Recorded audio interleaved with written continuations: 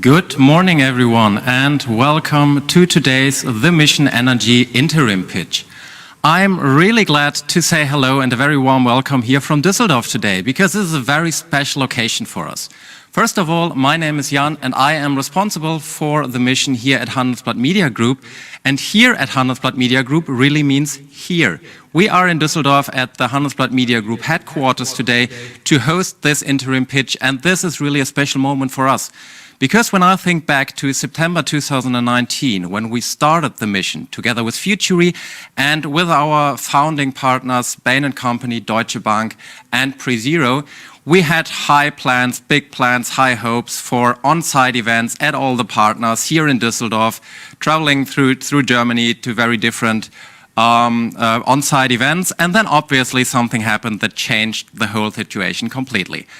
Now we are slowly getting back to normal and having all the teams and all the team members here in Düsseldorf today together with Futuri is really a special moment for us. So first of all, a warm welcome to the teams.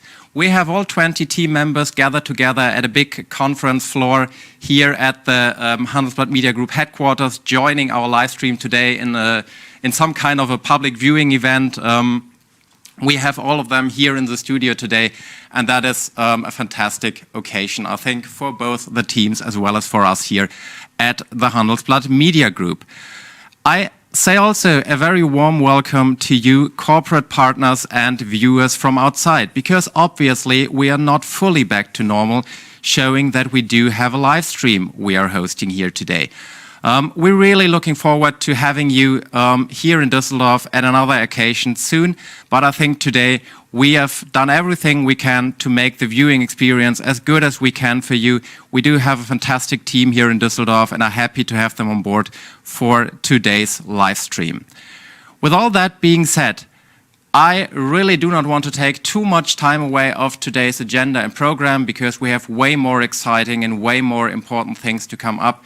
We have great speakers, we have fantastic pitches. I'm really excited to see what is going to happen over the course of the next 2 hours. And all that being said, I would like to introduce you to Marcel from Futuri. I'm really happy to have you here. It's a pleasure to work with you on this project. And Marcel, the floor is yours. Thank you very much, Jan.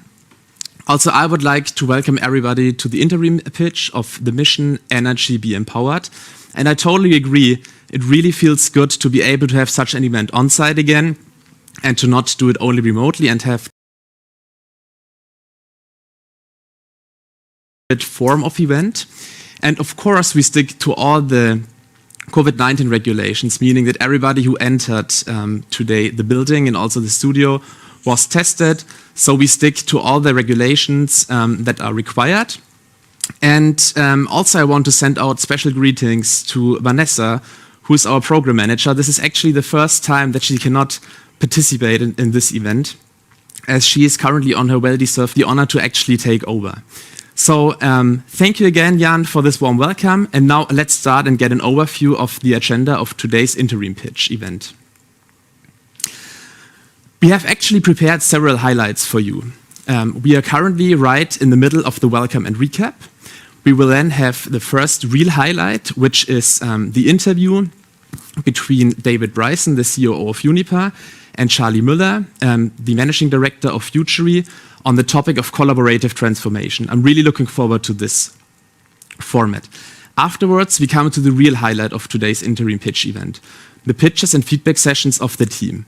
Here we follow the same structure as usual. We will start with Team Endeema, then go over to Team Raenergy. We will then have Team Batterize, then Servicio, and in the end, Team Aquack. As usually, we will then have experts who will join the call to provide detailed feedback to the teams. Afterwards, we will have another great highlight of today's event, which is the overall pitch feedback provided by Christos and Hilma from Axel, the Energy Accelerator, where they will provide information and the overall pitch feedback of today's sessions. In the end, we will have a short outro, and then we will end the live stream roughly at around noon. So let's have a look of where we are and where we are coming from.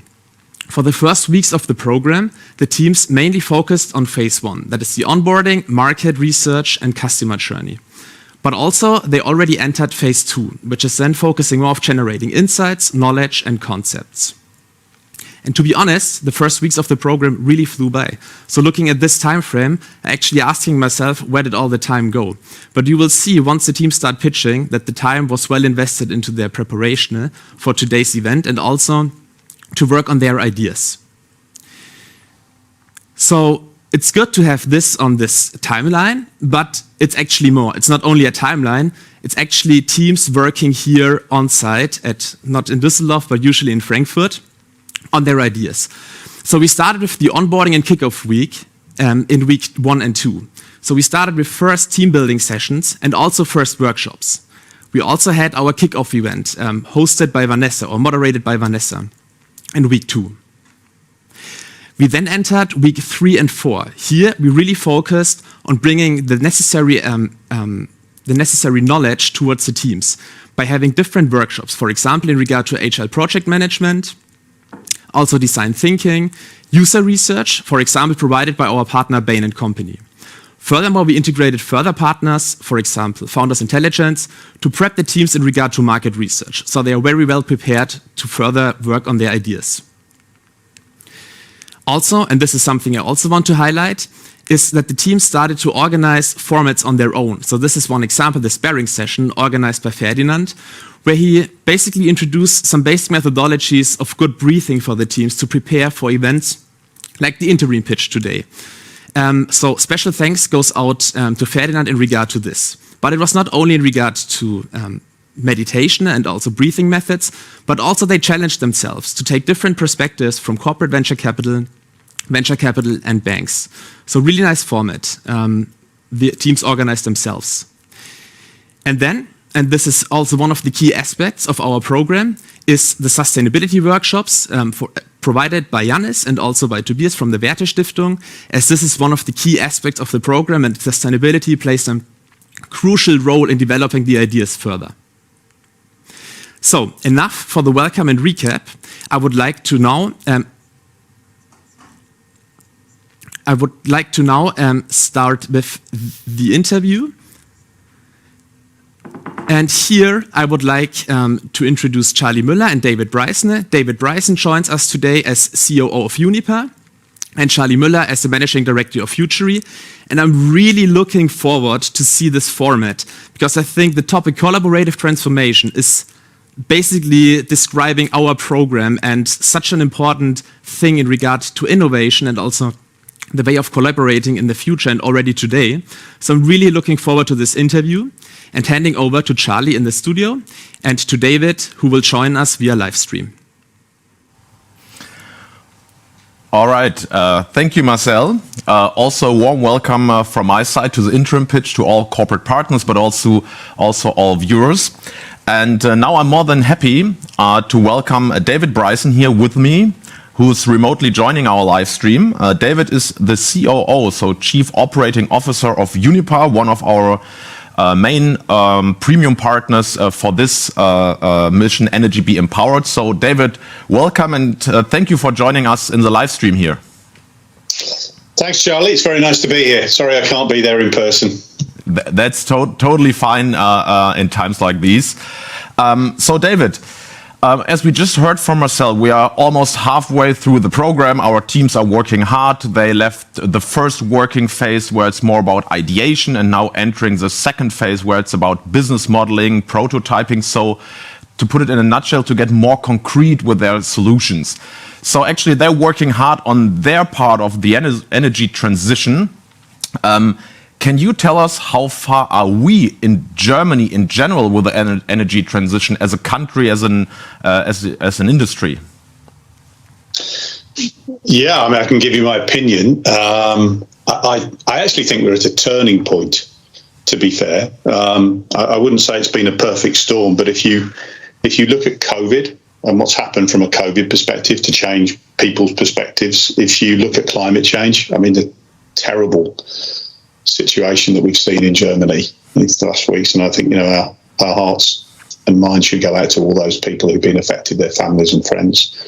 And then if you look at the response that comes from Germany and Europe, you look at this Fit for 55 package, in a sense, the conditions are set and there's a response from politicians. They're providing more funding for change, and there's a real drive to do that. So I think from that perspective, there's a real strong turning point, but it's being balanced against this need for sort of, industrial production, for an economy that's strong, for security of supply, for people to have jobs. And that's a difficult and tough balance on a large sort of transitional change that we're talking about. And I think that's why we've said for some time that this is an evolution, not a revolution. There's revolutions on the way. So the great examples of revolution here that you'll be talking about today are great examples of that. But it's a journey that's an evolution. It will take time. But I think we're seeing a different momentum. So I really believe that we're going to start seeing some change sooner rather than later. Thank you very much. You just stated it's not a revolution, it's more like an evolution journey and change. So I would like to take the chance to talk about that transformation and change a little more from organizational, but also a personal point of view. As Uniper is firmly committed to empower the energy evolution, as you just called it, with the strategy of taking smart but also steady steps towards a sustainable tomorrow, we can all imagine what kind of changes that might entail for an organization. So over the years, you have personally proven an extraordinary steward and leadership in guiding multicultural teams through these changes and transformations, not only at the British Army, at E.ON, and now at Uniper. So can you give us some personal and professional insights, your point of view? How should transformations be carried out to succeed? Are there these generalizable success factors? Yeah, I mean, there are principles that you can follow, and to be honest, if the people watching this haven't read Cotter and haven't read My Iceberg's Melting, go away and read it. You start to look at people as if they're penguins when you do that. So I recommend that book definitely. But I think from my perspective, the key sort of ingredients of success. And it doesn't matter whether it's a huge corporation or whether it's a smaller team managing a transition. Everyone's got to understand the need for change. That's the fundamental starting point. Why do we need to do this? And once that's understood, that's really got to be communicated effectively in an inspirational way to everybody in the organisation. Not just once, but continually. And then people have to be engaged. They have to be part of building how you deliver the transition. They've got to feel that it's done by, not done to. They've got to be involved in setting targets, and those targets need to address the whole, not just say a finance topic or an emissions topic. It's got to be everything, including the people. And then, bluntly, you've got to measure, track progress, and then you've got to take action if you're not on track. And that action needs to be, short and sharp. And importantly, I think, and this is something people often forget, you've got to celebrate every success, really celebrate the success. And when it goes wrong, because it will, you've got to learn from that failure and then come back from it and celebrate success again. And those for me are the key elements. You've really got to get that right. You just mentioned celebrating successes, but also the learnings when it goes wrong. Do you have some examples where it maybe for you personal as an organization or what you've seen where it kind of went wrong and what were your main learnings from these situations? Yeah, I mean, I've never seen a catastrophic failure, I suppose, which is good. I'm pleased about that. But I think there's some common themes. And to be honest, the first one comes back to, leaders, particularly in middle management in larger organizations, truly understanding the need for change. If it's easy for people to say, oh, yeah, I get it, I understand it, and I'm supportive, when actually they're not because they're threatened by it. Mm-hmm. And so you've got to spend time exploring that with people, talking to them, helping them understand why it's valid. Because if you don't, you just store up problems for the future. So for me, that's really key. And then I said it before about communication. And we saw that recently in our organisation. And we're doing a change at the moment. You've got to communicate more and more. If you think you've done it enough, do it twice again. Keep giving people communication, explain what's going on, give them that security about what's happening. And if you get that wrong, it causes problems. And I've seen that happen. I've seen leaders who it just caused issues in the process. I've seen people lost because they don't feel that they're engaged. So Understanding and communicate effectively. Those are the two key ingredients for success from my perspective. You just elaborated on the communication part. I also want to talk a bit about collaboration. So here in our program, we at Future, we at the Mission, we really stress the point of collaboration, cross-industry, cross-sector, cross-hierarchy, cross-value chain. So from your point of view, how important is also collaboration? Could be within the firm, but could also be with external partners, stakeholders, for a successful transformation in the end? I mean, I'm really pleased that you're doing that, Charlie. I think it's absolutely vital. And if you look at this transition now, the problems are so big. There is no single organisation, be it government, be it companies, be it NGOs. There's no single organisation that can solve this problem. We have to collaborate. Mm-hmm. So actually, when I'm looking for people to work in our organisation, I'm always looking for people who can collaborate. Can they demonstrate they can do that? And actually, from our perspective in Uniper, collaboration is at the heart of our company. We're structured to force people to collaborate. You can't achieve success in our company if you don't collaborate. You have to go across organisational boundaries. And I think what's really important is that collaboration brings in diversity. It brings in different ideas, different people, different experiences. If you couple that diversity with inclusion, then you start to get really creative. And I think that diversity and that collaboration can be the fuel of innovation. And I'm sure probably some of your teams have felt that as they've come together and they've got different ideas coming in. So if you can create that diversity in a team and collaborate and then link it to the purpose, why are you doing it, the underlying reason, then you have, I think you have the real ingredients of success to come up with really clever ideas. Mm-hmm. And you can be, a very young person, you can be a very old person. It doesn't make any difference. It's diversity. It doesn't matter where you come from, what your country is, what your experience is. Bring that together, melt it down, get people working, then you've got an opportunity to deliver. And that for me is critical. Collaboration is at the heart of all this change. Yes. So you just mentioned diversity, also for collaboration. Diversity, I think, has a lot to do also with the mindset of people. So for our programs in particular, this is our job at Future. We're looking for people with different mindsets, like within much entrepreneurial driven people, out of the box thinking, creativity. Do you have any special mindsets in your mind that you're looking for, maybe when you have new hires, but also for your current teams, your employees that you want to develop, that is vital and key for you for that transformation?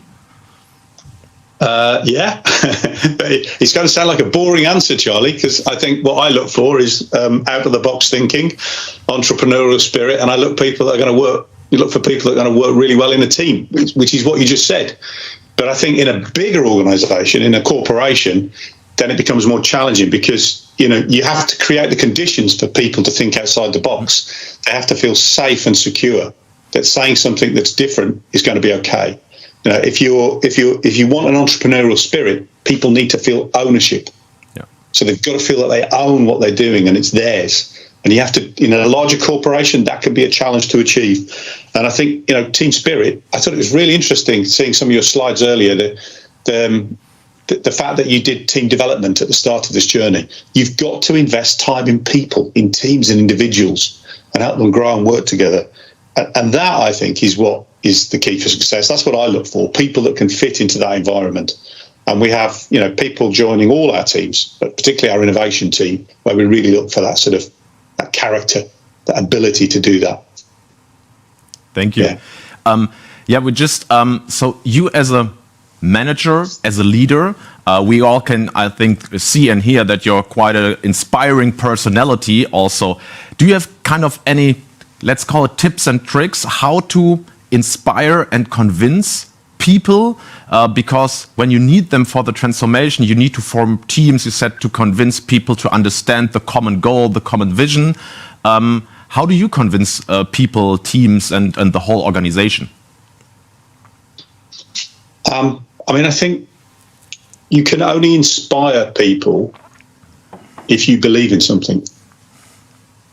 It's not just what we say It's how we say it. I'm sure you know this as well. When you hear someone talking, it's not just the words they use, it's the way they say it, it's how you feel about it. And that only truly inspires you if you really believe that they're genuine about it. And that they role model it. Mm-hmm. And then you believe. So for me, my advice to everybody is make certain you really believe in it. And if you don't stand up and try and talk about it and convince people, because they'll smell it and they'll see it, they'll hear it, and they won't believe in you. So I think if you're going to be inspiring, you've got to be committed to the cause. You've got to believe it's right. And then you've got a chance of bringing people with you. Otherwise, people just see it and they don't support. So I think you've got to believe in it. It's belief yourself. And so some of these things like people, diversity, these things, I really believe in it. I absolutely believe in it. I've seen it work and I believe in it. And I really try and drive it forwards because it's a key ingredient to success.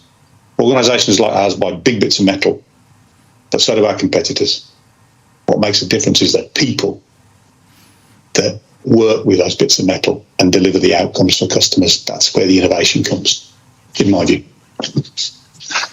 All right, David, thank you so much. Unfortunately, we're running a bit out of time, so we're coming to the end of the interview, and I have to give or hand over to Marcel for the team pitches. But I hope that all the teams listen carefully to what you, David, just said, because when you, the teams, go on the journey, you have to convince people what your vision is and how you want to achieve the goals you have. You have to collaborate with stakeholders, with partners like Uniper. You're in close contact. So I hope all the teams listen really carefully, not our teams, maybe also external viewers.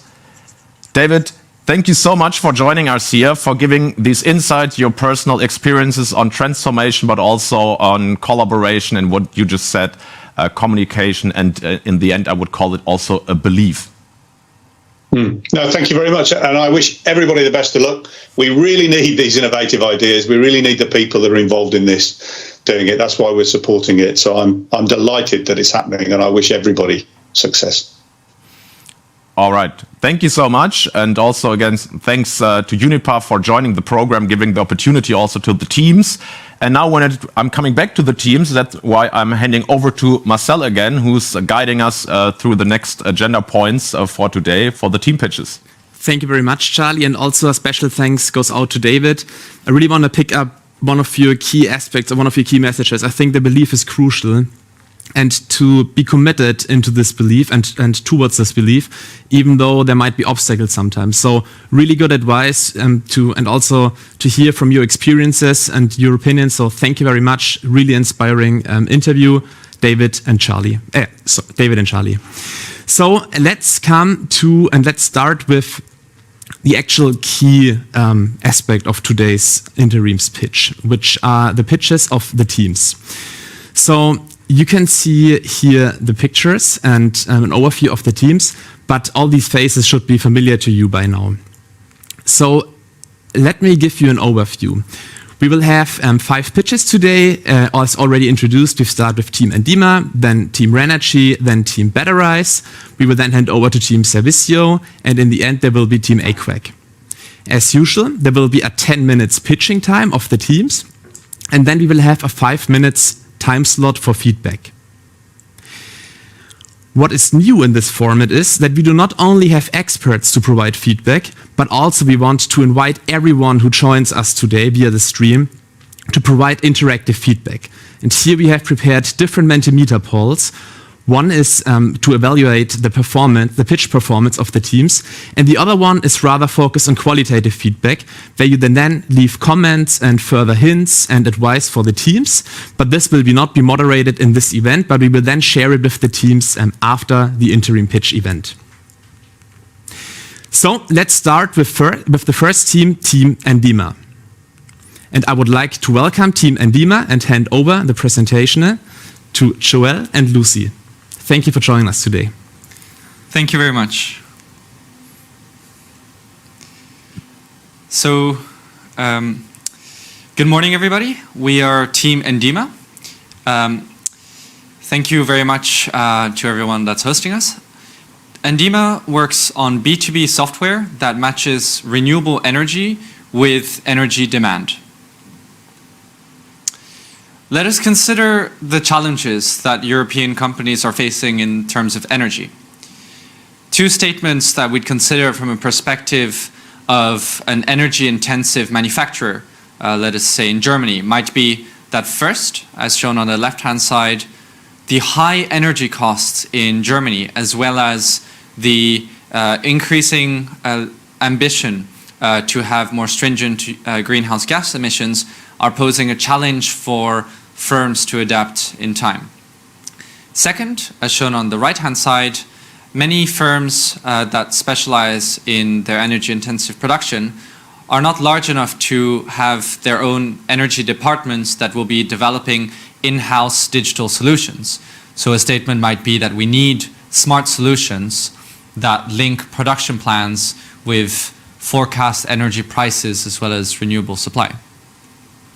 In these two statements are embodied three aspects of a problem that Endeema is working to solve. First, the high energy costs. Second, the complexity, in particular for SMEs in Europe and Germany in particular. And finally, the aspect of going green and meeting the ambition and the targets that are set both on national and international levels. So what could a solution look like?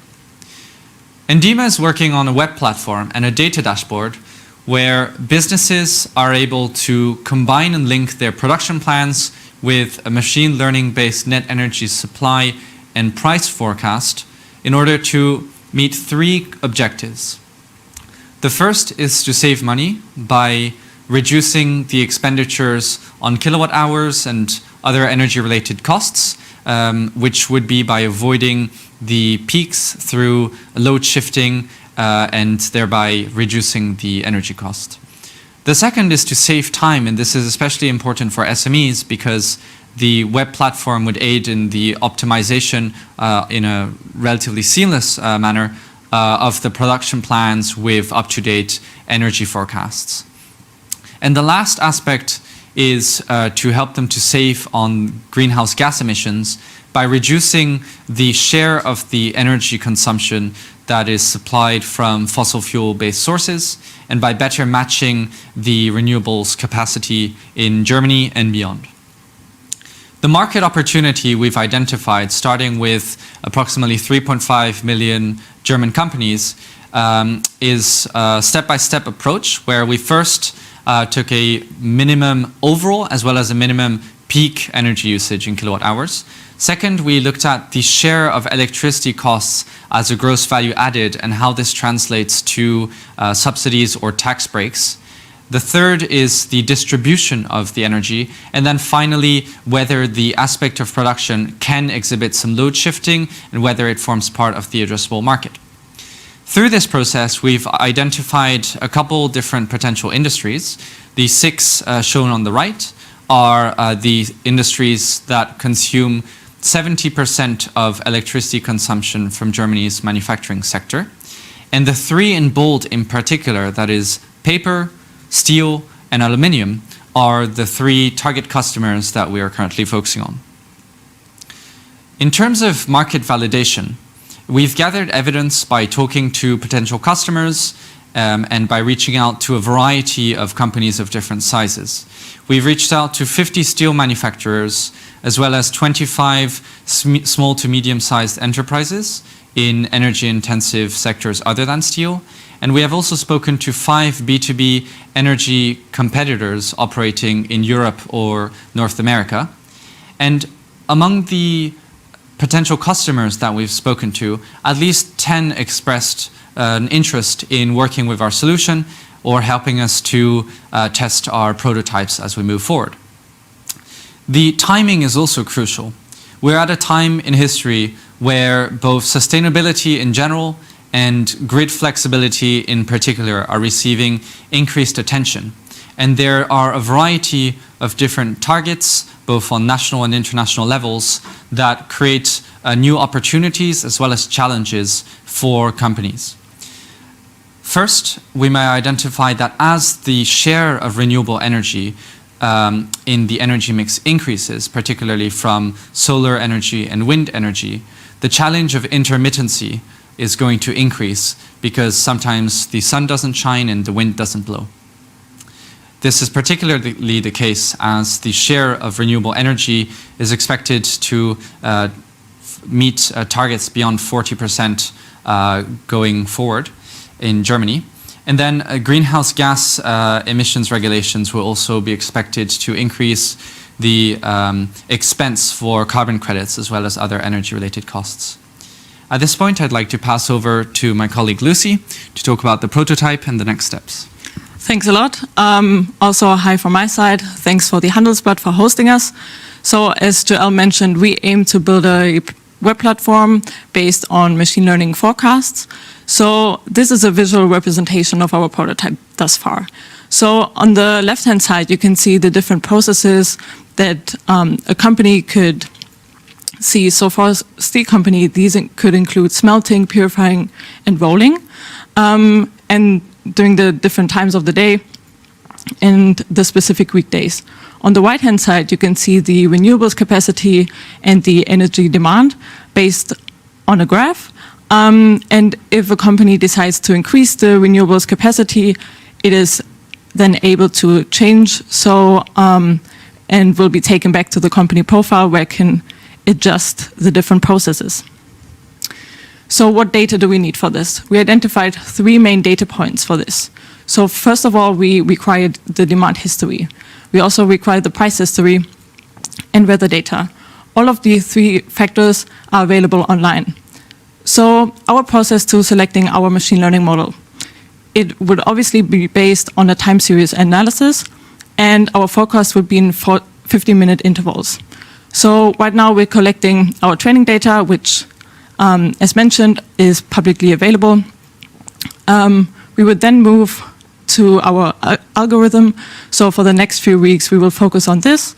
And then this will lead us to designing our model. So for the business model, we aim to first focus on the beta model, which would be offering basic forecasts and energy mix analysis. This would be offered for free and would also be the first step for us. We would then move on and offer a basic model, which again offers the basic forecast and the energy mix analysis, but also individual production and energy usage and some overview. For the premium tier, we aim to offer additional energy demand data and a customized and machine learning based forecast. The revenue would then come from the commissions from the energy cost savings by the companies, and it would also be based on a subscription-based model. If we look at the competitive landscape, we can see that the space of features with visualization, alerting, savings potential, and CO2 trackers is quite condensed. So we focused on forecasting, load shifting, and renewable integration, specifically on the last point. So renewable integration would mean that a machine learning algorithm matches the energy demand with the intermittent renewables so that the companies can adjust as wanted. And that's the team. So we have Florian, the head of operations, who has 4 years of energy experience and is specifically experienced in the energy business and stakeholder management. We have Harris, our head of product, with an educational background in product management, and specifically trained in product market fit and sustainability innovations. You've met Joel, the head of research, with a background in economics and finance, and myself, the head of technology, with a background in data science and AI. So concerning our roadmap, we're at the interim pitch today. So for the next few weeks until the final pitch, we identified 4 crucial steps that we want to complete. So we aim to really go deeper into the customer validation. That means for us to speak to 50 additional potential customers. Then we would go into our solution development and our algorithm and model specifications. We would then move on to the MVP building based on our customer feedback and research. We would then enter feedback loop and reiteration process, where we adjust our MVP after the user testing, so that finally, at the final pitch, we can present our findings in research. So that's it from our side. Thanks a lot. We would now be happy to take any feedback or questions. Thank you very much, Team Endeema. Thank you, Joel. Thank you, Lucy. Quite impressive pitch, and I need to be honest, it's really cool to see how you progress and to see all your results and also how you prepared for the session today. So I would like to introduce you to the feedback givers in 1 second.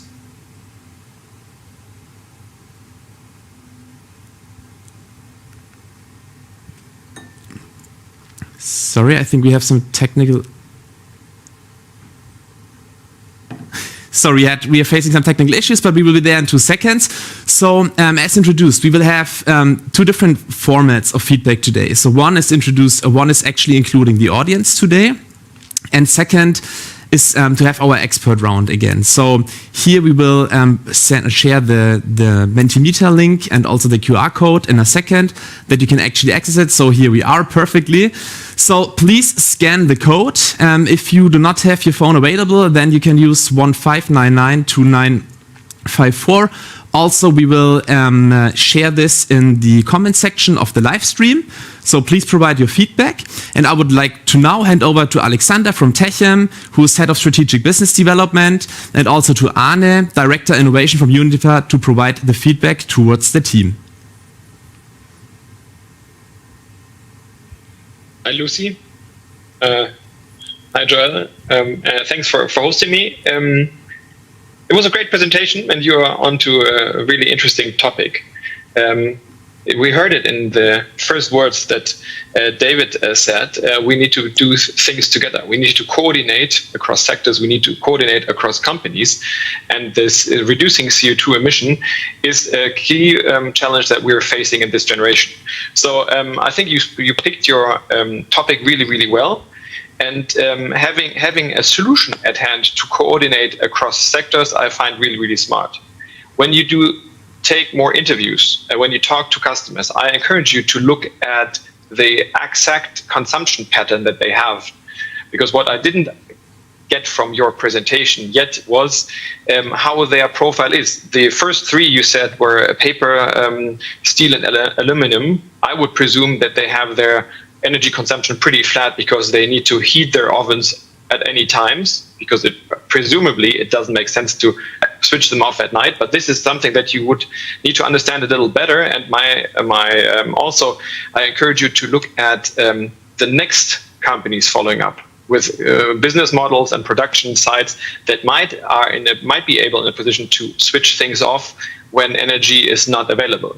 So please do also look at the different industries and see if you can balance maybe different demands and find companies which are able to really change their load, their energy consumption load, according to the energy that is available for use.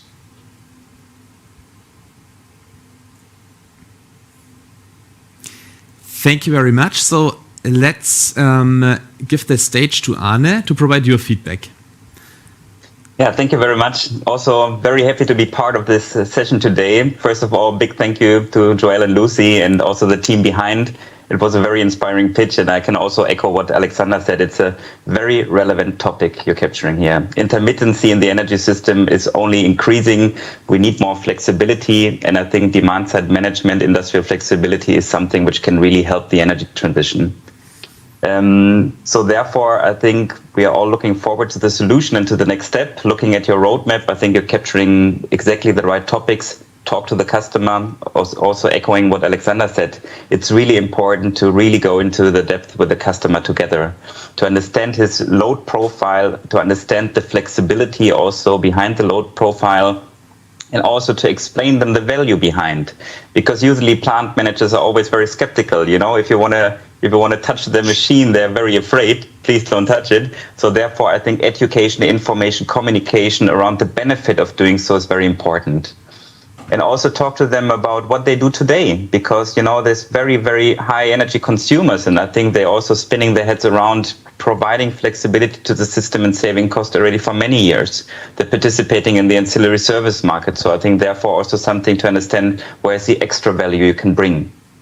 And also one recommendation perhaps from my side is also to connect it to the commercial side of things. So combining your solution also with the price system we have in the different countries and also with the commercial aspects, or really to do something good but also save the money. So because it's not always fully correlated, the renewable energy prices and what's ending up with the customers. So also I think also recommendation from my side to think about the commercial value proposition behind.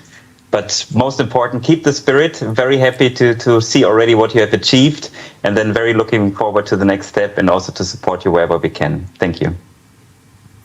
Thanks a lot. Thanks for the feedback.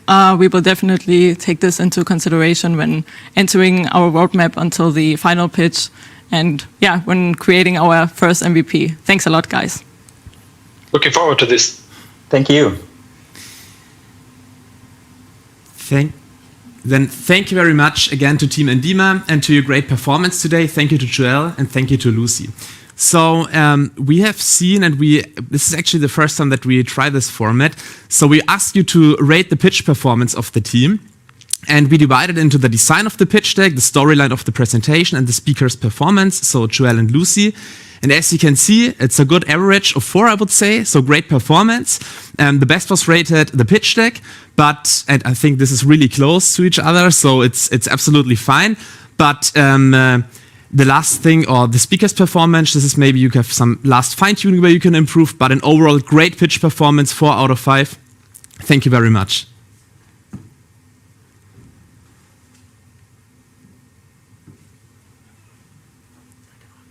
So I would now like to introduce you to the next team. We have now Team Raenergy coming up to the stage. There will be Mostafa and Hassal who introduce their pitches. So I'm also happy to see the progress of Team Raenergy, and I'm looking forward to see the pitches now. So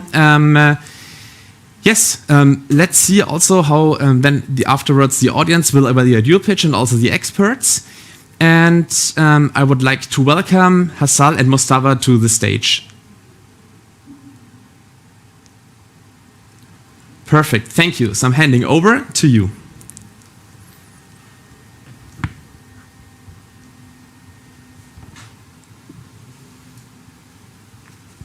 Right, hello everyone. Thanks a lot for tuning in. This is Mostafa from Team Raenergy, and we're very thrilled to introduce our project where we aim to enable renewable energy engagement among all people.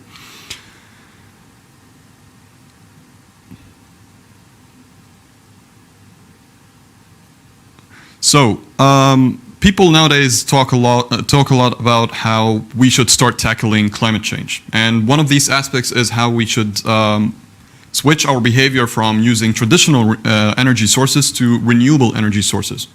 Now, people might like this idea and they would want to participate, and when they start looking up opportunities where they can participate, they're a little bit few, and they're also not very transparent when they find.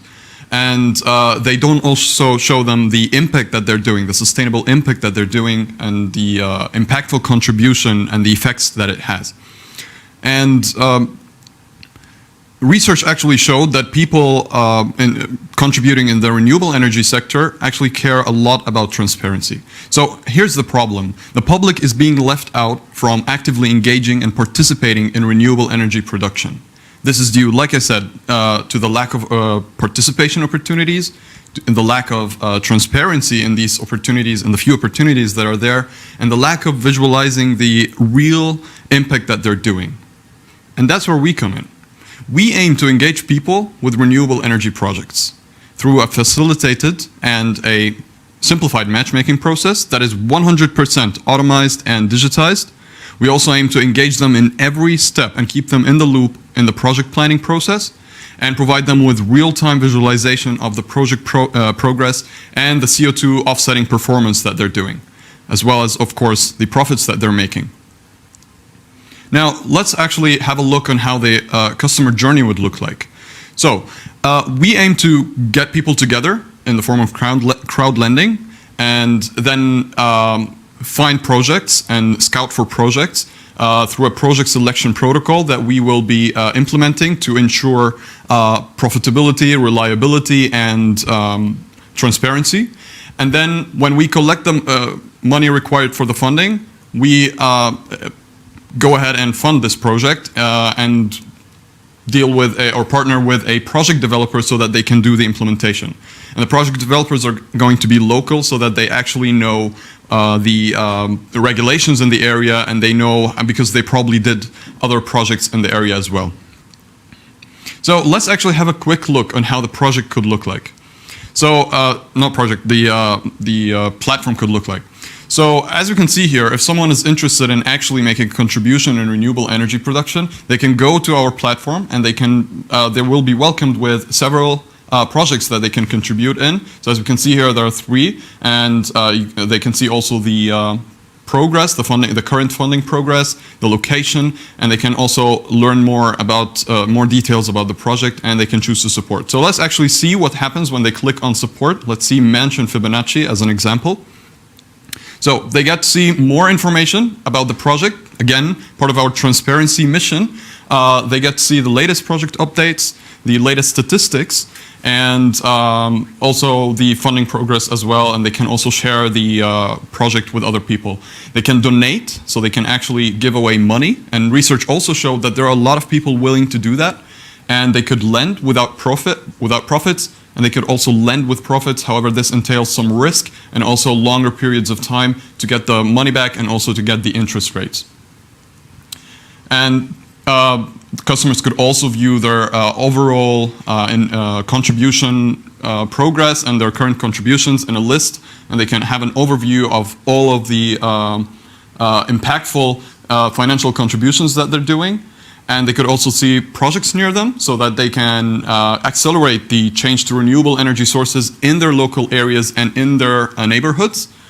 And last but not least, and this is the most important part, the sustainable impact that they are doing can be completely visualized day by day so that they don't feel like they're just putting their money and then they're welcome, they say a page show them, thank you for your contribution. No, they will be actually in the loop, their CO2 offset progress, the clean energy, the clean electricity that they contributed in producing, and the individuals that they have impacted as part of a social value that we want to add for our customers. So now that we talked about what our solution is, let's talk about our unique selling proposition and how we want to distinguish ourselves in the game. First of all, we believe that with the efficiency of project realization we are going to provide through local project developers, we will distinguish ourselves in the market. Because looking at the competition, we saw that so many competitors are focusing on big scale projects as well as overseas. But we want to focus on small or medium-sized projects and leverage the local project developers' know-how in the progress as well as the regularity issues that might also come up. The second one would be the lack of transparency we saw in the competition.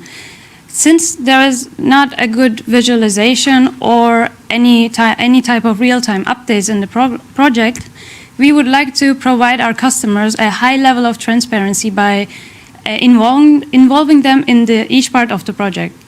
And lastly, reducing our carbon footprint is not a trend anymore, but a necessity. Therefore, we would like to give the opportunity to our customers, which are investors and project owners, to offset their carbon footprint. And then you might ask, why would project developers choose crowdlending as a part of crowdfunding instead of bank loans or the support programs? Well, a survey conducted by European Crowdfunding Network shows that almost 80% of the project developers actually says crowdfunding is easier than the bank loans and support programs, whereas they say almost 50% of them says that bank loans and support programs are difficult to attain. And another thing is the crowdfunding market is growing tremendously in global as well as Europe. As of 2019, we saw that crowdfunding market was $1.3 billion only in Germany. Continuing with our potential revenue streams, we would like to focus on 3 aspects today. And the first one is the success fees that we are going to get upon the completion of funding in each project. The second one is the booster packages that we are going to offer to project developers that they can highlight their projects in our platforms. And the last one is the commissions that we are going to get from the profits that the investors are going to withdraw from the transactions. We believe that we make a great team where Jan is focusing on research and data side of our problem, and Omkar is providing us the technical know-how whenever we are in need, as well as Mustafa focusing on procuring a real-life visualization of our product, and me, myself, focusing on organizing and executing and communicating our overall project plan. And we think, even though we have different strengths and different focuses on the problem and perspectives, we believe that our willingness to tackle climate change as well as our mission of enabling decentralization of the renewable energy production aligns us in the path of making a sustainable impact. And lastly, to give you a glimpse of what our next steps should look like, we would like to continue with contacting our potential partners to validate their position in our business model. Then we would like to clear up some regulatory issues that might come up during the process. Then we would like to work on our business case, including our revenue streams, so that we can present it to our partners as well as our potential investors. And finally, during the mission, we would like to focus on our final pitch and then continue with our progress of finalizing our MVP. Thank you so much for listening us, and we would be glad to answer your questions if you have any. Thank you so much. Thank you very much, Hassal. Thank you very much, Mustafa. And thank you very much to the entire team Raenergy. So great performance. Also here, it's really nice to see your progress. And I'm really looking forward to the next steps and to see the future results of your work. So as last time, we would like to ask the audience to provide feedback again. So please scan the code and use the number 43851210. And again, we have experts to provide feedback in this round again. So from our premium partner, Uniper, it will be Arne again who will join us for the feedback. And from our second premium partner, Techem, it will be Alexander, again to provide feedback to Team Raenergy. Arne, do you want to start this time? Yeah, happy to do so. Thank you very much, Alex. First of all, big thank you, Mustafa, Hassal. Great presentation, very inspiring. And also here, I think you're capturing a very relevant topic. And we have listened to David in the morning, and he said, you need to make the people part of the development, not do it to them. And I think this is exactly what you do here. You make them part of the energy transition and give them a new opportunity to contribute. I think many people can already contribute by their consumption patterns and their behavior, but really also doing something in the area of investment is something new. And I like this very much. So therefore, a very relevant topic and an amazing opportunity you're developing here. Also, already good achievements we've listened to. Looking a bit to the roadmap, also here, I think you're capturing exactly the right topics we need to focus now on. I think you need a very, very large ecosystem to make this happen in terms of partnering, because we're talking about a decentral business model here, which will be very local. Many people taking part in the business model. So therefore, I think really focusing on what are the elements of the value chain you need to partner for and how you can mobilize all these people to make it happen then. And I think the second part, also very relevant, quality assurance. So you will have a reputation in terms of matchmaking. So people will look at you as an offering. And so therefore, I think also quality assurance. So how can these projects really happen? No double counting, no double selling of these kind of projects, very important. And I think the last one is, if you talk about lending, also think about what kind of license you need. If you need a bank license as a small startup, it will be very tricky also in terms of balance sheet. So I think there, to dig a bit deeper in there will really help you to really build the value contribution. So yeah, I think this is short feedback and really looking forward to the next steps together with you, and handing over to Alexander. Thank you very much. Thank you, Anne, and thank you, Mustafa Hazal. Great presentation. I liked how you picked the mention as your main example. So everyone contributes, and this is the core of your story. And I think it's really spot on. Green investment will be in the focus of many people, and the question, how can every one of us contribute to energy efficiency project is key here. And I think you created a great idea by offering different types of contribution. I like the idea that you can donate, that you lend money with a little or no interest, or that you kind of act as an investor. And in this case, I would like to encourage you to also include talking to potential clients to understand better in which direction they fall. Maybe people do want to donate more than they want to lend. And I've learned from crowdfunding platforms in the past that the investors like the connection to the local area, to their geography, because they can tell their peers, you know, the construction site down the road, I invested. And I think this is something that we should dig a little bit deeper to understand what are the emotional motivations to really contribute to these kind of investments, and how you can make them feel even better that they're part of this. One item that comes to my mind when you dig further into the business model is the transparency on how the individual small projects are structured. Because I think it's important that you make really, really transparent that the guy that puts the photovoltaic on the roof or whatever project there may be, that he is not making a fortune out of it, but that everyone contributes in his capacity. So this is something that you might also want to include in the final pitch. And one remark that comes to mind as a real estate guy, when you say project developers want funding through crowdfunding platforms, maybe going forward, it makes sense to have energy efficiency solutions in buildings and in small parts of the town that are separately funded than the rest of the real estate.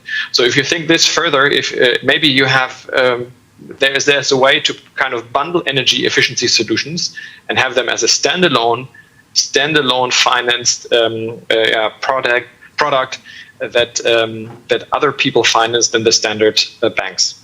But I do encourage you, go ahead. I'm looking forward to your final pitch and the discussion that we have on the way to it.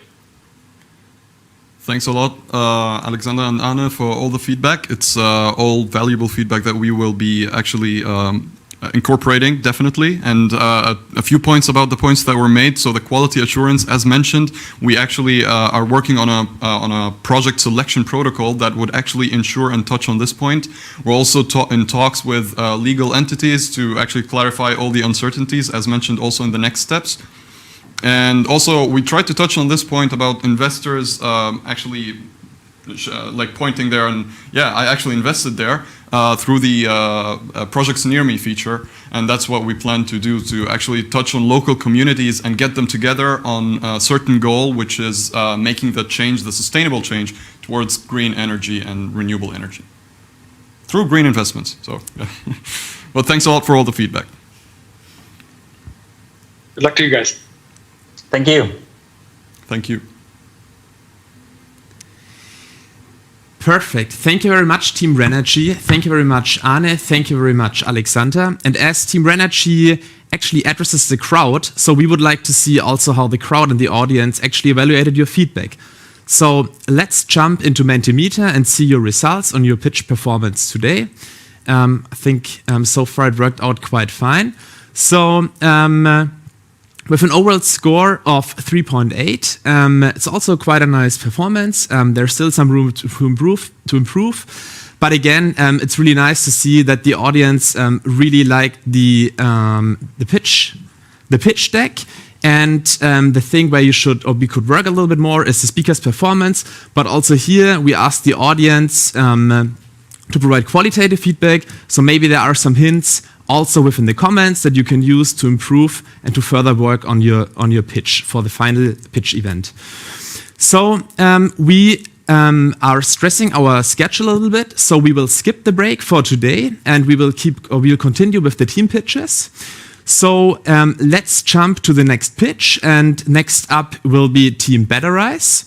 And I would like to welcome Raphael from Team Batterize and Ludivine from Team Batterize to pitch their progress and to pitch their solution. Thank you, Marcel, for introducing us. Hi, I'm Raphael. I'm one of the founders of Batterize. Imagine you have a black box. Maybe you'd like to know what's inside, because it might be valuable information, or it's just interesting for you. In our case, the black box is a battery. And that's the reason why we founded Batterize. Our black boxes especially appear in the micro-mobility market. These are the scooters on the streets, the electrical ones, or the electric motorbikes. You maybe take them if you're late for work. They all have a problem, which is they are used individually. Individual use cases, individual locations or temperatures, or maybe they're charged differently. Added to this, the fleet operators have whole fleets of them. There's not just one, there are hundreds. And this makes it even more complex to manage them or to have an overview how old or when which battery has to be replaced, that the fleet still operates in a good way. With this, there comes high cost. And that's not just the high cost itself. It's actually that you don't really know where to start reducing this high cost because the fleet is complex. Our solution, therefore, is bringing transparency to the battery. Therefore, we use data. These data come from our clients or customers, the fleet operators themselves, because they already have a lot of them. We then add other data, for example, external temperature data, location-specific data, or battery-specific data, which we will then, for example, have the cell type and so on. We use this data to create a software model. Each battery will have a copy of itself, which we can then use to predict several parameters. We can kind of look into the future to say when the best time is to replace each battery in the fleet. This will then be presented on our analytic platform. This analytic platform provides our customers insights of the whole fleet, so you always know when to replace which battery and when is the right time or how to operate the fleet in the optimal way. Here we have an insight on the fleet management platform. On the left side, you, for example, see the state of health, which is a quite technical parameter, but you only have to see that the fleet health increases or decreases over time. So it's highly likely, or you maybe want to improve your fleet. On the right-hand side, you see the impedance distribution, which shows the performance of the fleet. Even more interesting, or the transparency we bring into, comes from our item management side. There you see the health of each single battery in your whole fleet. You see when you have to replace it, or maybe if you don't have to replace it, and how long the battery will still last. Because, as I said, we can look a bit into the future. Mainly, we bring transparency to our customers. This transparency is on the battery life cycle. Using this transparency, we can improve the reliability of the whole fleet, because now we know when to replace which battery. This also leads to a higher efficiency, because the batteries are now used in the best way. Added up, or ultimately, we can lower the price of the operation of the whole fleet, which comes to lower cost. Now, Ludwin, please tell us, why do we actually choose, or did we choose, the micromobility market? Yes, thank you, Raphael. So, the way we looked at our target market is, first, we wanted to look at who already doesn't already use their own software and analyze their own batteries. For example, electric car manufacturers already do this. They analyze their own batteries for themselves. Then we also looked at in what device does the battery have a high share in the total cost of the device. So for example, in an electric scooter, we found that the battery cost is 1/3 of the total cost of the electric scooter. Then we also looked at the charging cost, which represents 60% of the operational cost of an electric scooter. So as you can imagine, if we optimize the usage of the battery, we will have a tremendous impact on the reduction of the operational cost. Most importantly, the global micromobility market represents a big opportunity for us. Indeed, its annual growth rate will be 19% until 2027, and by this year, it will be worth $300 billion. So on the path towards validation, we have already contacted 35 micromobility companies, and 95% of them showed interest in our product. This proves that our solution is well fitted. And I may share with you that we are already in collaboration with 2 of them. Now, you may wonder, how are we going to make money out of this solution? Our model will be based on subscription, and there are 2 options for this. Either we set a price per battery, which means that the price will be tailored to any fleet size, or we set a price per fleet size, so we will be able to categorize our customers into, for example, 3 categories: small, medium, and large. We are currently investigating into those 2 options, and in the next weeks we will make a decision.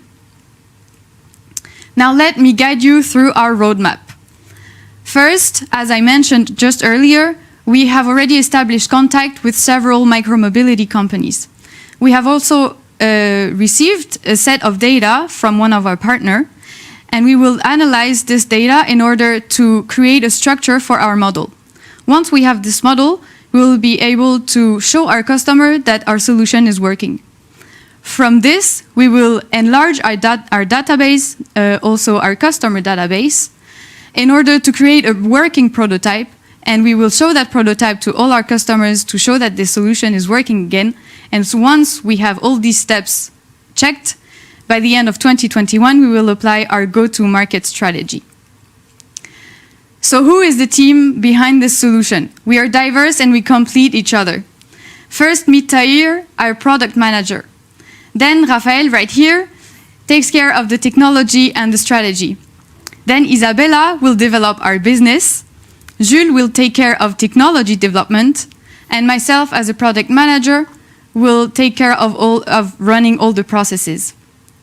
Thank you for your attention. We are Batterize and we empower battery life. Thank you very much, Team Batterize. Thank you very much, Team Ludivine. Ludivine. And thank you very much, Raphael. Again, a great pitch performance. And of course, we also want to provide valuable feedback to you. So again, please go to menti.com or scan the code. But apart from this, we have 2 further experts to provide feedback to you. This is on the one hand side, Florian from our partner Schaeffler. And again, we will have Arne who joins us again. So as Arne already had the stage 2 times, I would like first to ask Florian to provide feedback and afterwards over to Arne again. So. Good. Hello. So thank you very much for the presentation. I made some notes and I would really like to give some feedback here to the presentation. So first of all, what's not 100% clear for me, and that's a recommendation to also protect the idea. The idea itself is very good from my point of view, but really work precisely out what's your USP in this activity here. So do you have a better model for monitoring the batteries, for example, or do you have something special which is also possible to protect by IP protection? And work out precisely what's the real customer value add. So you had a lot of customer contacts already. Go directly into contact with them and really work out what would they need, what's their pain point, and how could you solve this pain point in the best way. And the third point I made a note is here the this failure model. So do you have the know-how already, or do you want to buy it from somewhere? That's also something you should know about. So because the battery is a very complex system, and with a diverse number of failure modes, and to identify which battery needs to be replaced, you really have to have a good failure mode model, which can predict it. How to say, in a very good way and reliable way, also because you wanted to have a high efficiency which is the result of a high vehicle reliability. So these are the three major points I wanted to give feedback of. Thanks a lot for the feedback. We're currently, especially with our corporate partners, they support us with research data and also with historical data and input about how batteries especially work, with chemistry and physics and so on. I personally study physics and I have researched a lot on batteries so far, and also I'm in contact with my university to use their capabilities to introduce especially also chemistry and so on to our models, which will then also be our USB. Thanks a lot. Thank you. Thank you. Yeah, then happy to go on. And first of all, also big thank you from my side. So Ludwig, Raphael, amazing pitch and also a very relevant topic again.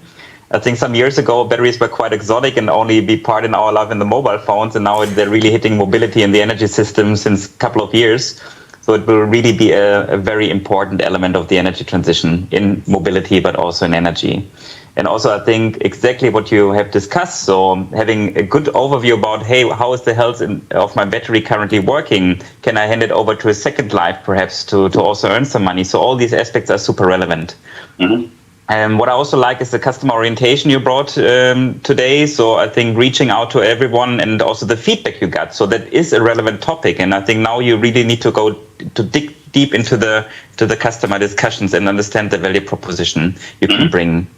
I think I can also echo what Florian said. For me, cell chemistry can change from cell generation to cell generation. There will be many manufacturers out there. So how many digital twins do you actually need, and where to get the data from? Because also there's IP from the cell production side, so they don't want to give all the data away because of course of competitive advantage. So therefore, really thinking about how to partner up with different companies to get the data, and then also how to transform it into something valuable for the customer. But I think this is really high on the agenda for the next phase of development. So really looking forward to the next phase and cooperating with you. Thanks a lot for the feedback. It's very valuable. Thank you very much, Florian. Thank you very much, Arne, to provide feedback on the team pitch. And again, also thank you, Ludwig. Thank you, Raphael, and the entire team Batterize. So let's see. So far, the best score, 4.5 out of 5.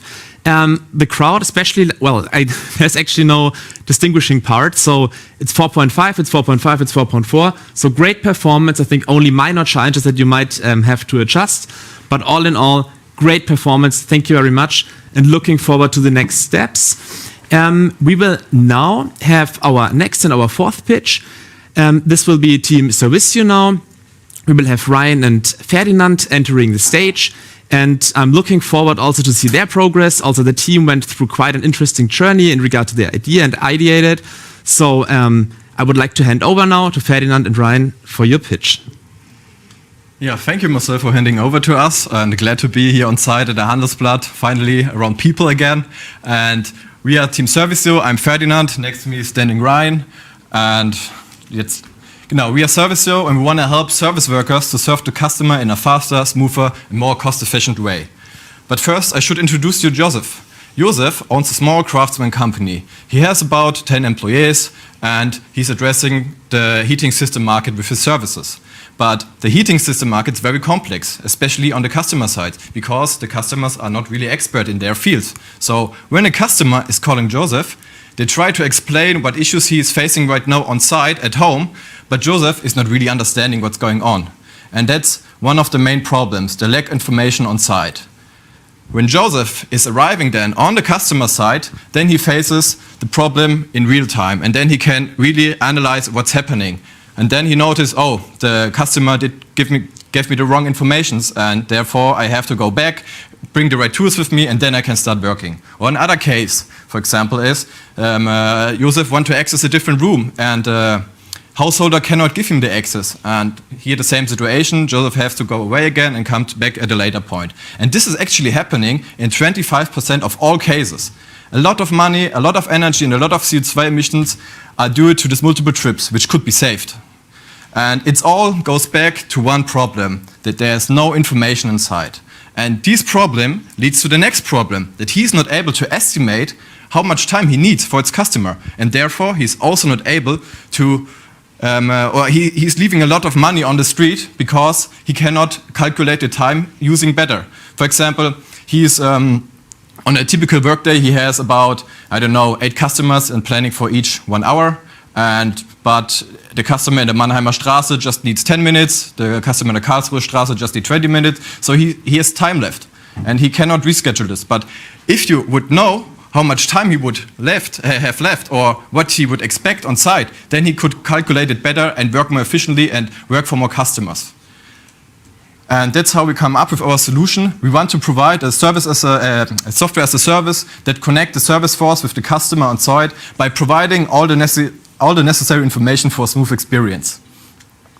So that's our product, how it will hopefully, sorry guys, how it will looks like.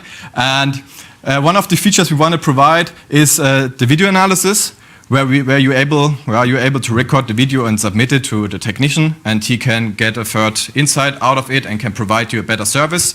Then another feature will be a chatbot, which provides you some guidance and walk you through a questionnaire. And the third feature we can provide is also a video call, where the technician is already receiving information from you in a direct way. And for both sides, for the craftsman and for the householder, we provide a checklist. On the one hand side, the householder is able to prepare everything that the craftsman can start immediately. And on the other hand side, the craftsman knows actually what he has to do and what kind of tools he has to bring. And that's how our typical product journey could look like on our app. You know, we have Josef, who gets a call or gets a request from Julia in our app. She's using the chatbot and she chats with the chatbot, and the chatbot is noticing, okay, we need an expert here. And then the chatbot is forwarding her to the video chat, or please say to her, please submit a recording. And then the expert's analyzing the situation in more detail and then provide a checklist for the craftsman that he's now able to schedule his appointments in a better, more efficient way. And then we have a happy customer for the craftsman and a happy craftsman, of course. Now you're probably asking, how are we going to earn money? Well, we decided to provide a subscription model on a yearly basis, and we want to provide 3 packages. So the first is the basic one, where we predefined the chatbots and the checklist configurations. The standard version is adding up on the basic version, while is additional providing video call and a self-configurable chatbot. And the pro version is also adding up on the standard version, and there you get our one-on-one setting up of all your configuration, as well as the smart scheduling, and we provide you a white label solution for your app. Now I hand it over to Ryan, who walks you through our market. Thank you, Ferdinand. So this brings us to our market. We wanted to show you our potential market through a number of serviceable companies within Germany. So our total addressable market are the number of handicraft enterprises in Germany, and this totals 560,000. Within this sector are the number of finishing trade companies within Germany. This totals 75,000. And the market that we really want to target, the plumbing, heating, and air conditioning industry within Germany, totals 50,000 companies. A quick look at our competitors. At Servicio, we differentiate ourselves through low cost, a checklist that both customer and field service worker can fill out, video chat optionality and the option to record video as well, and the fact that we service small to mid-sized companies. Mainteny, a German-Belgian company that services elevators and is looking to expand into more project repair situations, offers a similar product but doesn't offer a checklist that would streamline the process. Software AG, a popular German company, offers custom field service management solutions but doesn't offer video chat optionality and doesn't target small to mid-sized companies. House Call Pro, an American option, offers something similar to Mainteny but doesn't offer that checklist or video chat option that would streamline the process. And finally, AdTance, another German competitor, offers something similar, but again, doesn't offer that video chat optionality that would propel the customer to communicate with the field service worker. Our team consists of Francesco Scalia. He's our head of technology. He co-founded an application called Stakes that connected gamers onto a platform so that they could play to earn money. He's developed various apps, platforms, and homepages. As head of our business development, we have Ferdinand Zamella. He also helped Francisco build up stakes. He's enthusiastic about building up tech-based business models, and his experience in management consulting and development organizations can propel us to further learn how to transition startups into the corporate world in addition to his entrepreneurial experience. And finally, myself, Ryan Harrington, as head of financial, I founded a company called Do Local that connected consumers to local businesses. And through my experience at Bank of America Merrill Lynch in researching financial figures for small to mid-sized companies, I'm the go-to guy for research. Our goals and our next steps are to create and test a prototype with the existing customer base that we have. So for our final pitch, we can present a demo of the validated MVP. The MVP in the first user test will be the checklist, and this will be the foundation of our chatbot. Again, we're Servicio. Thank you for your time, and we look forward to your feedback. Thank you. Thank you very much, Ryan. Thank you very much, Ferdinand. Great performance. Also, again, great to see your progress, how you developed over time, and how you changed and adjusted your idea. I think this is also one of the key elements of this program. So I would take over the presenter again.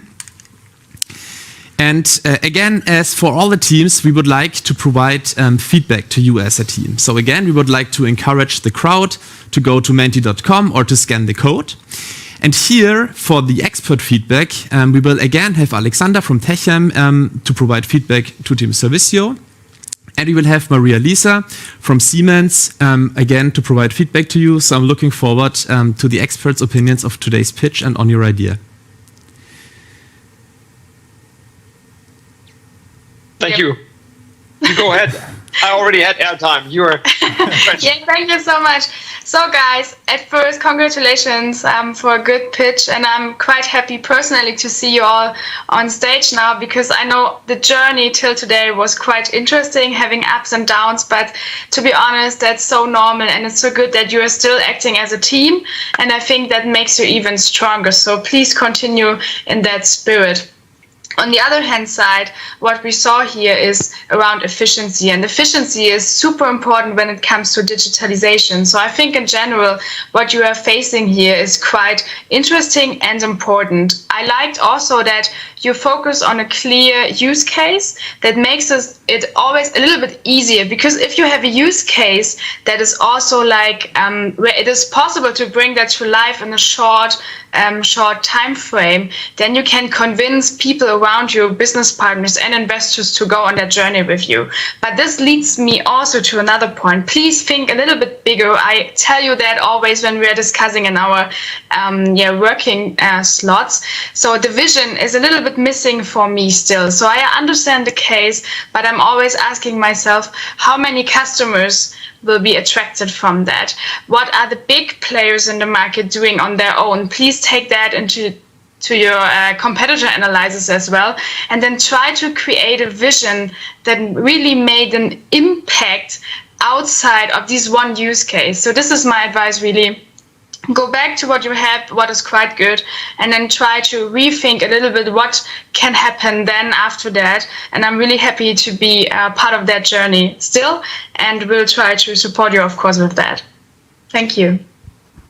Yeah, thank you too for your feedback. And as you just said, we need a big vision, and we just fixed the basement, and now we want to think big and provide next time a great vision for you. I like how you say you fixed the basement. What people are listening to this live stream don't know is that you pivoted quite a few times. So you really showed what it takes to be an entrepreneur at an early stage. You test things, and then you find out you need to go a different way, and then you go on into a different idea. So I'm great that you arrived at Servicio.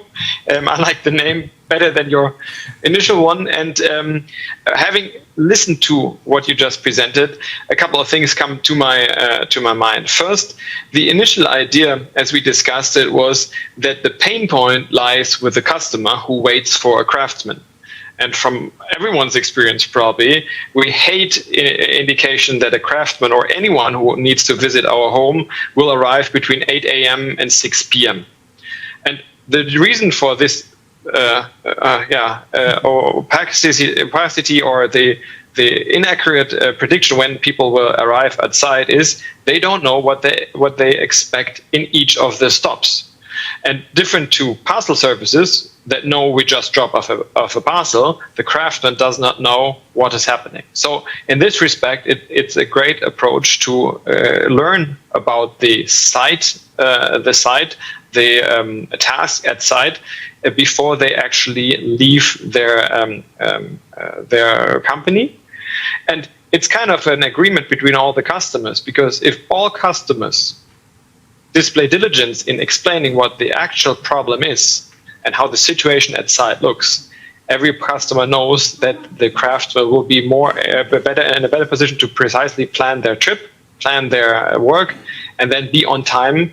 And maybe they get a smaller time slot when the craftsman arrives. So in this respect, I would also include the customer in that journey, because they will need to contribute and they will need to have something in return for doing this extra effort to show the craftsman what the situation is.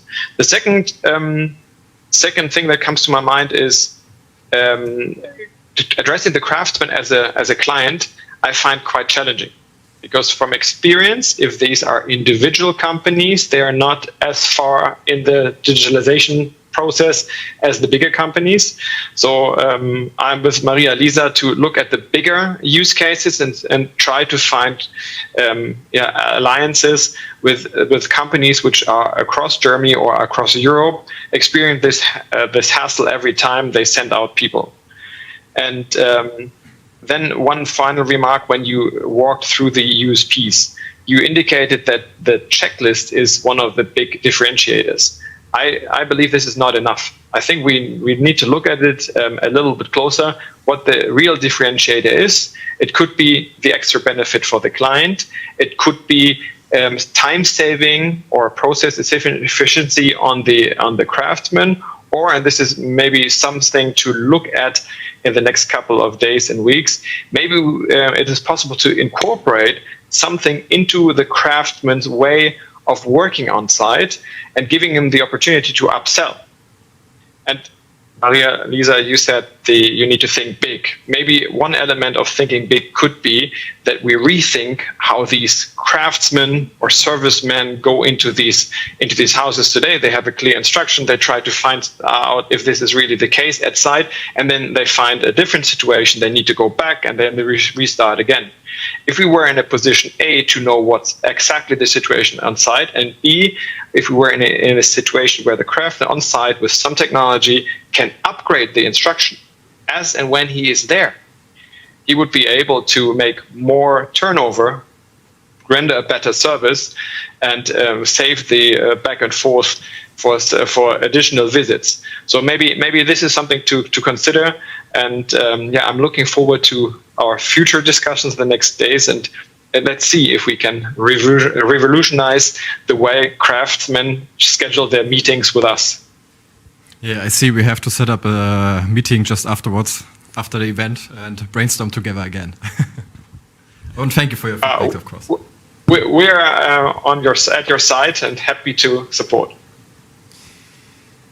Thank you very much, Maria Lisa. Thank you very much, Alexander. Again, valuable feedback. Let's see how the crowd evaluated the performance. So it's a perfect average of 4.2 in all three categories. So an amazing performance for Team Servicio. Thank you very much again, Ferdinand and Ryan, and to the entire team. And we are now ready to jump into our last pitch for today. So I would like to welcome Team Aquack. And I can tell you also Team Aquack went through quite an interesting journey in regard to the ideation process, and I'm happy to see the results, and I'm also happy to see the team presenting their results now. So next up is Team Aquack. Here we will have Marlo and Adrian presenting their team and their idea. I'm handing over. Thank you very much. Thank you for introducing Marcel, and thank you for joining and listening to our pitch.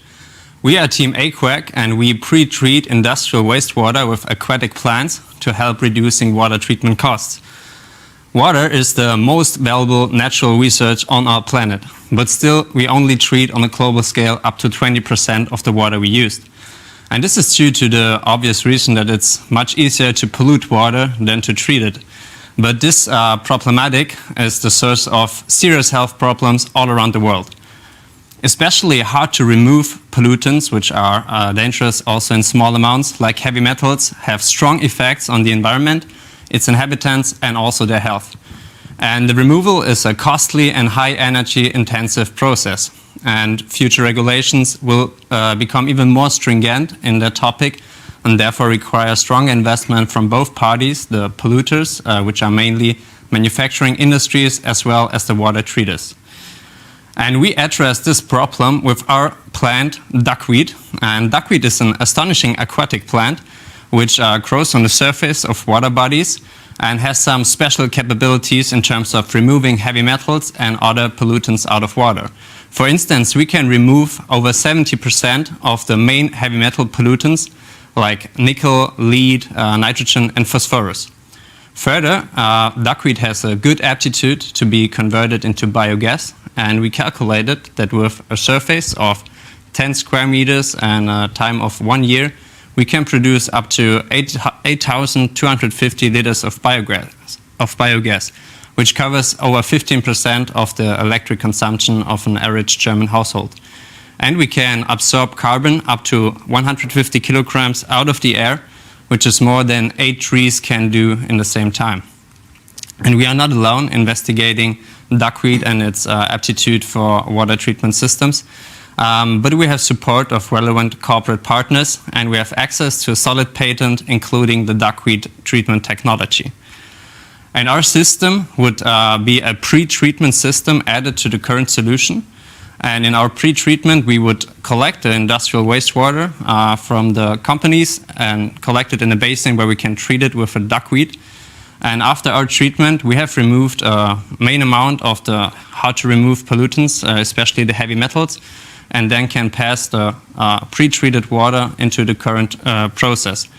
And therefore, we have lower energy demand in the current process because of our pre-treatment, and we have a positive energy output in our pre-treatment, as mentioned, in form of biogas. So therefore, we can increase the overall cost and energy efficiency of the process. Challenges we faced within our solution are the increase of the organic load, which can be counteracted by adding, for example, microbial fuel sets, which can harvest energy from high organic loaded wastewater. And we have a higher hydraulic retention time. This is basically the time water has to spend in our system to be treated to a certain degree. And this obviously largely depends on the degree you want to reach. And the spreading, because duckweed has an astonishing growth rate of over 40% per day. And if released to the environment, it's a threat for other aquatic life. And we decompose the value chain of wastewater treatment for an industrial manufacturing company. On the left side, you can see the manufacturers in possession of their wastewater, and on the right side, the water treaters. So first step is obviously the use and the pollution of the wastewater. And after that, those companies are forced by regulation to pre-treat their wastewater before they can pass it into the common wastewater system. And in this treatment step of the industrial companies, we can step in with our system as a pre-treatment to help them reducing the cost for water treatment. And further, when the wastewater is then passed into the public sewage system and transported to the municipal wastewater treatment companies, we conducted user research and already validated that they also struggle in heavy metal removal. And there's also the next option for us in the value chain to step in with our pre-treatment solution. Before then, the water is finally released in natural water bodies. And we as Aquack would be a technology provider facilitating our clients to help them implementing our system. And now I pass over to you, Adrian. Thank you. So we have looked at the markets, and we have come to the conclusion that this market is mature and large, but still has some solid growth. As you can see on the left, the market in Europe, at least, the industrial wastewater treatment market, will be as large as $3.4 billion in 2024.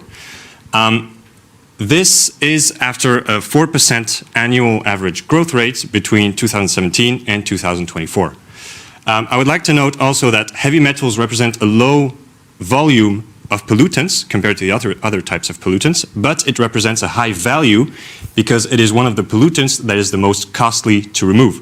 So this is why we are focusing on this segment for now, but we expect to expand to other types of pollutants in the future thanks to other types of plants. As you can see on the right, for this segment at least, the wastewater treatment companies and companies that work with chemicals and non-ferrous metals, so non-ferrous metals are any types of metals that don't contain a high amount of iron, so that can be copper, lead, or nickel, for example. So these companies are the ones that emit and release the most heavy metals in their wastewater, and so they're the companies that will be the most interested in our solution.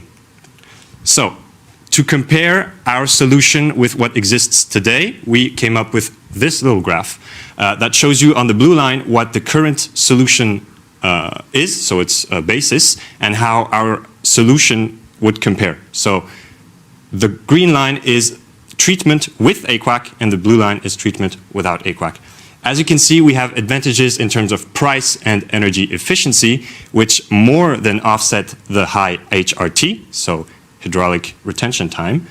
And we do as well in terms of maintenance and water quality, and you guessed it, we are better in terms of sustainability.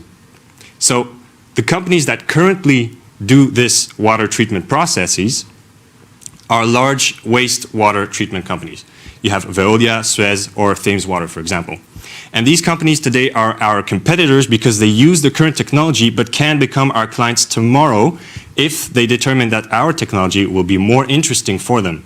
So actually, in terms of direct competition, no company is doing what we're doing today. Some of them are in research phase, but we have an advantage over them thanks to the support of our corporate partners and the access to this patent that we talked about a little while ago.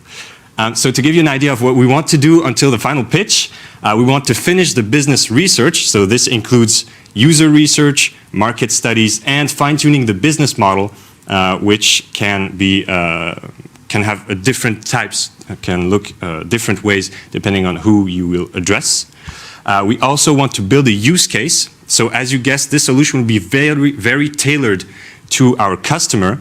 The solution will have to be adapted to their existing facilities and their needs. So we want to build a use case with one corporate partner who has already agreed to do this with us.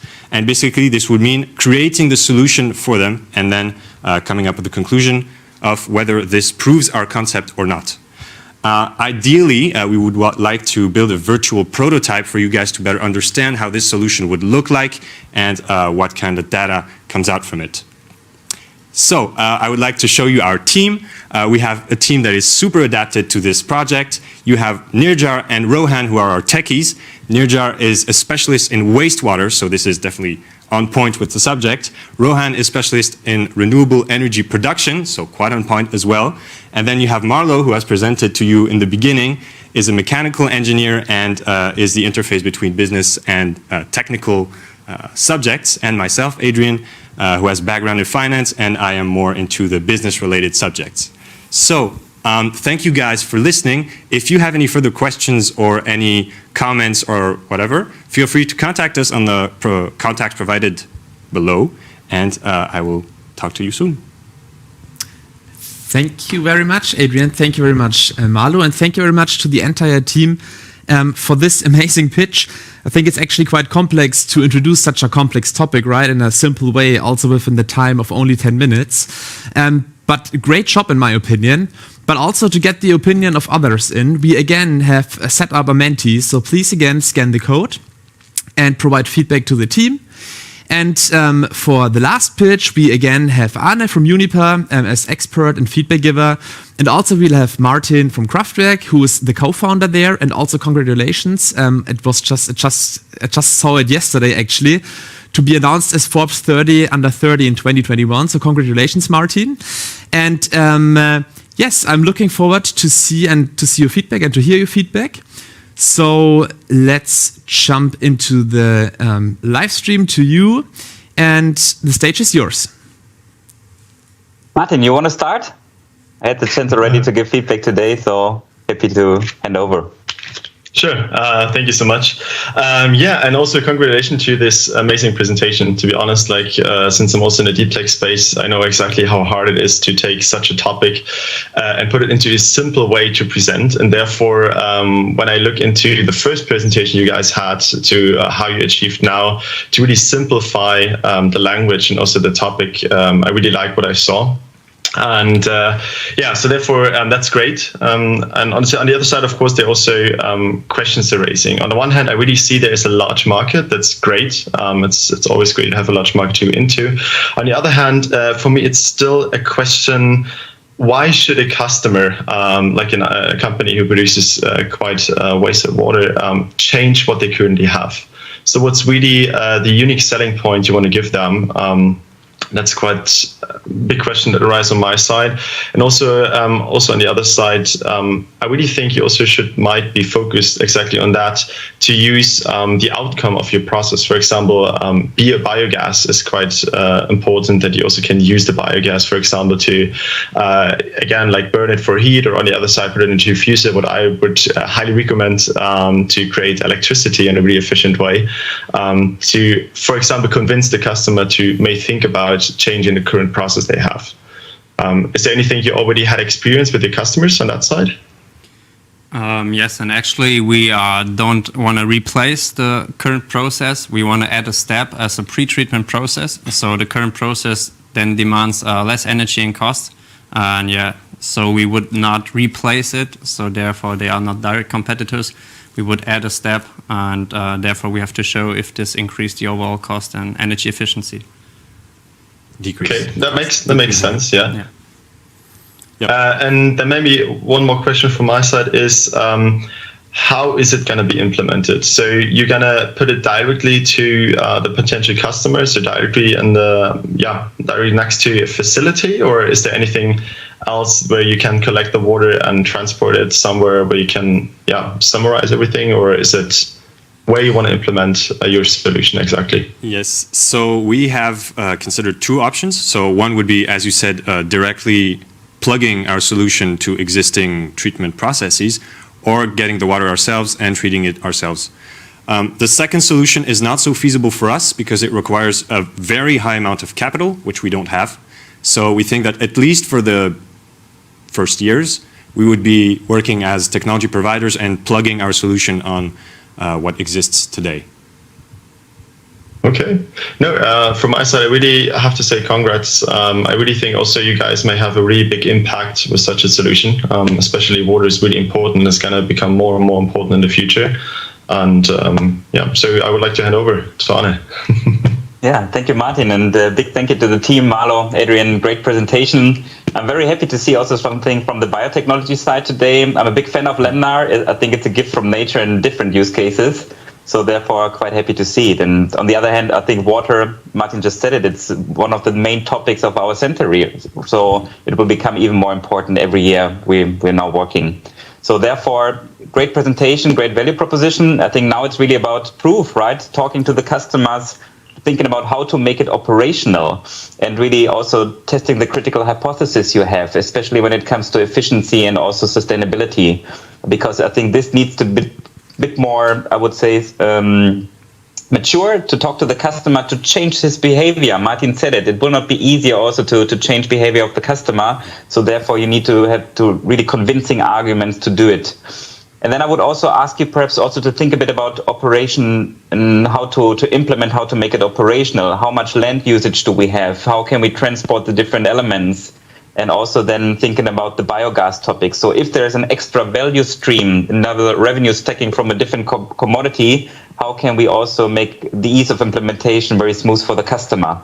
So he will perhaps not deal with biogas. So this is something we need to give him an offer to show, hey, we will take this complexity from you, but perhaps cross-subsidize the whole process for you to make it even more efficient and more profitable. So I think this is something to come, but also very happy to support you on the journey and looking forward to the final pitch.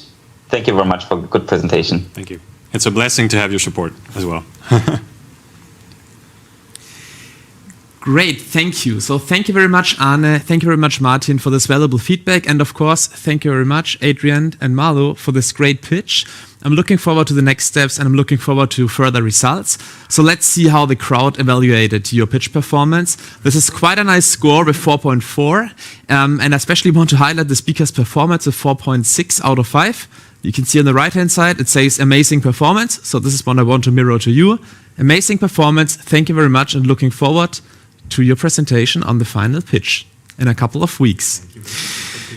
So let's then go ahead in our agenda. We have another real highlight coming up today. So now that we are through with all the 5 pitches, we have 2 further experts actually here in our call and in our pitch event.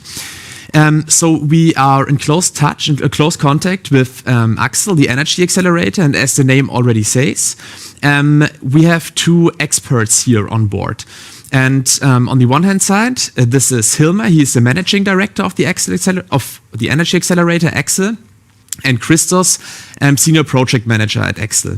And Christos already provided feedback in the preparation for the teams for today, and also they introduced their program and their details, because they already supported, I think it was roughly 80 teams in their different formats within the Axel Accelerator. And it's really nice to have this expertise also on the table, to have this like not corporate view on the team performance and on the idea, but this accelerator view. But before handing over, I would all like to encourage you to take part in our last mentee, so the last official mentee for today, because now you have evaluated each team individually, but we want to now also see who is your personal winner of the day, so who performed the best. And we will then, of course, show these results at the end of the event today. So, Hilmar and Christos, are you in the live stream? I'm really happy, and I'm looking forward to see and to hear your feedback. So, over to you. Yeah, hello, good morning also from our side. Can you hear us? Yes, we can hear you clearly. Okay, I see there is a small delay, but it's normal. So, good morning also from Karlsruhe and Baden-Württemberg, from our own main studio. You can see that. Good morning also from Axel, the Energy Accelerator. As you just said, Marcel, thank you for the invitation. We're very happy to be here. We have the energy expertise, we have the startup expertise, we have the energy startup expertise, so in order to support our teams. Both of us, we do have startup experience. The range is different. And I believe that we do have the technical background and also the empathy for the founders in order to support them. And this is what we did 2 days ago, and we have until now a very good cooperation. And we're very happy to be here and then discuss more details on that. So, as you, Marcel, said, we're going to give an overall feedback on the teams. I wouldn't focus so much on details. We have said enough things 2 days ago. So I think today I saw progress. That's quite important for me, and that shows the high commitment of your teams, that within less than 48 hours, they could adapt or they could correct specific things so that they can give a quite nice pitch. What I would like to point out first, then congratulations for the teams. I know it's also not so easy to be also at the studio and to present yourself like a TV presenter. So in this way, I'm thrilled that you managed that. That's also great courage that you need to do that. So that's definitely a good skill in order to become a successful entrepreneur. So if I continue pointing out some details about the ideas themselves, I have made some more comments on that. 2 days ago, what I was missing within the pitches was the technologies. So as an engineer, I would like also to know more the how. I don't want to go now in details, but it's important to give a kind of insight what kind of technology will be needed. And this is also important because this defines the complexity of the product that I need to define.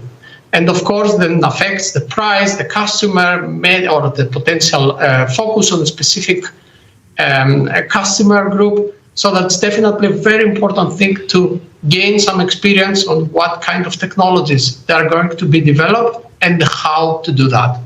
I understand that the ideas, they are at their infant, so that they are at the very beginning, and I'm sure the founders, they do not have answers to everything. I'm just saying it's very important to try to go 1 or 2 steps forward and then to try to evaluate the technologies in order to achieve what they want to achieve. That's the first thing. A second thing that I would like to comment is about the competitor, because I have seen that in several pitches, pointing out that the competitors, they do this or that, but they don't do that. So this is exactly what we're going to focus on. I think this is only the tip of the iceberg. It's also important for the teams to find out why a competitor doesn't do those, in your own view, missing points, because there may be a reason, or maybe there is something that you didn't evaluate well, or you need more time to evaluate. So definitely I would like, that's my point always, to ask myself why they don't do that, and then try to find out, then to give a much better solution than what they offer. So that's my 2 cents on that. I would like also to hand over to Hilmar. So what can I say to this, or what can I additionally say to this? Congratulations for your pitches. Christos said everything, and he has said everything to the teams on Monday. So I take the fingers crossed for you to improve by your ideas and to work on these ideas and to have the power to do this. Okay, so then that's it from my side. I don't know, Marcel, if you have questions for us. There are no questions, but I want to comment on some of your feedback. So, as you will see also in the outro of today, there we will focus on the technologies, on the prototype itself, but also on the business model further throughout the program. So I'm sure that the teams will elaborate more in regard to these aspects, but you're absolutely right. It is crucial to show the technology and to show what is actually in the core of the idea. But also, you really provide valuable feedback also in the deep dives, or also in the sessions we had on Monday. So, and this is something I actually also want to mirror back to you. So of course I talked to all the teams and everybody really liked the session, and it's really valuable, and you can see they already improved, and what was not improved so far will be then realized until the final pitch. So again, thank you very much. Do you have further comments or further questions? No, that's what I was totally expecting that. So then I don't expect that they will have the technology to solve that. I'm just saying that can change everything. Exactly. Based on what technology they are going to use. This can change their price model, their business model, their customer group. That's why it's important to have as soon as possible a focus on what they want to implement. Definitely, we are very happy to be here. Thank you for the invitation. Thank you, and we are really happy that you're on board and you provide your feedback, and also to see how we can further integrate you throughout the program. So thank you very much, Christos. Thank you very much, Hilmar. Going back to the studio. So we are actually looking at the time, almost at the end of our interim pitch event today. So I would like to jump in the last topics we want to announce today, because you got the chance to vote on your winner of the day. So let's jump into Menti and see the results. So this is actually quite a nice tool. So once you voted, if you have not voted, you can still do it quickly, but let's see who the winner is. So it's team number 2, Team Raenergy, who won today. So congratulations to Team Raenergy. Great performance, and this should not be demotivating for all the other teams, but really take the chance and also the comments the crowd provided to you, which we will then share with you, but also the opinions of the experts from the field, from the corporate partners, but also from Axel, the Energy Accelerator. And of course, throughout the program, we always try to have a really close relationship and feedback loops between the corporates and also the teams. So next week, there will be more time for everyone involved in the program to provide further feedback to the teams and to ask detailed questions. So let's wrap up the event. What is ahead of the energy mission, Be Empowered? So we are now done and we are now almost finished with the interim pitch today at the Handelsblatt. Again, huge thank you to Jan and his entire team and also to the studio crew here. It's a really nice setup. Quite new to me, to be honest, but a really nice setup, really professional setup. And I think also the teams really enjoyed it. As already commented, the teams are now about to finish phase 2 and will start focusing on phase 3, which is the business case, prototyping and testing. But what I also want to personally highlight is there will be a time beyond the mission and after the mission. So as you can see, we will also start with the follow-on planning. This means how can the team support it in a financial way or in expertise way. So we try to integrate different partners to work together with the teams on that and also to see how they proceed throughout the program. This is it from my side. Again, thank you very much to everyone. I hope you enjoyed the format. We kind of readjusted a little bit, made it a little bit shorter and a little bit more interactive. And to get your feedback on how you like the format, this is the last QR code we have involved and included in our pitch presentation, in our slide deck, sorry. So we would be really happy if you would provide feedback on the interim pitch event itself. So we always aim at improving ourselves, the format, the content, and here your feedback is quite valuable. So please again participate here, and there is nothing left from my side to say other than thank you very much to everyone involved. Thank you to the entire team Futury, to Handelsblatt, to the studio crew here, and a special thanks goes out to the corporate partners, but especially to the teams. Great performance. Thank you very much. I'm looking forward to the next weeks and to your results. Goodbye.